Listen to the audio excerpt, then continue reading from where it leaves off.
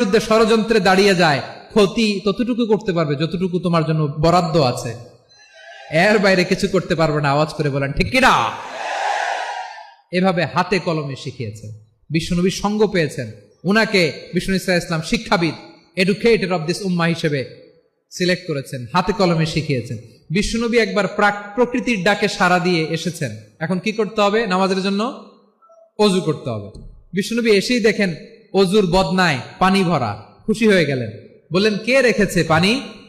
একজন বলল আব্দুল্লাহ রেখেছে। বিশ্বনবী অত্যন্ত খুশি হলেন, খুশি হয়ে একটা দোয়া করলেন, বললেন আল্লাহুম্মা ফাক্কিহু ফিদ্দীন ওয়া আল্লিমহু তা'ওয়ীল। আল্লাহ তুমি আব্দুল্লাহকে দ্বীনের বুঝ দিও আর কোরআনের তাফসীর শিক্ষা দিও। বিশ্বনবীর এই দোয়া এমন লাগছে, উনি রাইসুল মুফাসসিরিন, এই পৃথিবীতে যত মুফাসসির ছিল, যত মুফাসসির আসবে, সকল মুফাসসিরের সম্রাট হিসেবে স্বীকৃত হয়েছেন আব্দুল্লাহ ইবনে আব্বাস। বিশ্বনবী ওনারে আজান শিখান নাই, বিশ্বনবী ওনারে ল্যাঙ্গুয়েজ শিখান নাই, বিশ্বনবী ওনারে অ্যাম্বাসেডর বানান নাই, হাতে কলমে শিক্ষা দিয়েছেন। ছোট্ট মানুষ, বিশ্বনবী ইন্তেকাল করলেন, আবু বকরের সময় গেল, ওমরে ফারুকের খেলাফত, তখনও তিনি তরুণ। ওমরে ফারুক রাদিয়াল্লাহু তাআলা আনহু ওনার ক্যাবিনেট মিনিস্ট্রির বৈঠকে এই আব্দুল্লাহ ইবনে আব্বাসকে পাশ দিয়ে বসায় রাখতেন। বয়স্ক সাহাবারা এটা পছন্দ করতো না, তারা বলতো ঘটনা কি, আব্দুল্লাহর মতো ছেলে নাতি আমাদের আছে, এরা কেন রাখে ওমরে ফারুক? ওমরে ফারুক এটা টের পেলেন, তিনি বুঝতে পারলেন যে ক্যাবিনেট মেম্বাররা এটা পছন্দ করে না, ছোট্ট আব্দুল্লাহরা কেন রাখি, কেন যে রাখি এটা একদিন বুঝাবো। একদিন মিটিং এ তিনি সবাইকে বললেন ইদা জাআ নাসরুল্লাহি ওয়াল ফাতহ। এই আয়াত দ্বারা উদ্দেশ্য কি বলেন তো মুরব্বী সাহাবীরা? এক সাহাবী বলেন এই সূরা দ্বারা উদ্দেশ্য, আল্লাহ বলেছেন আমাদেরকে বিভিন্ন ল্যান্ড, বিভিন্ন এলাকা বিজয় করতে হবে। ওমরে ফারুক বললেন না, হয়নি।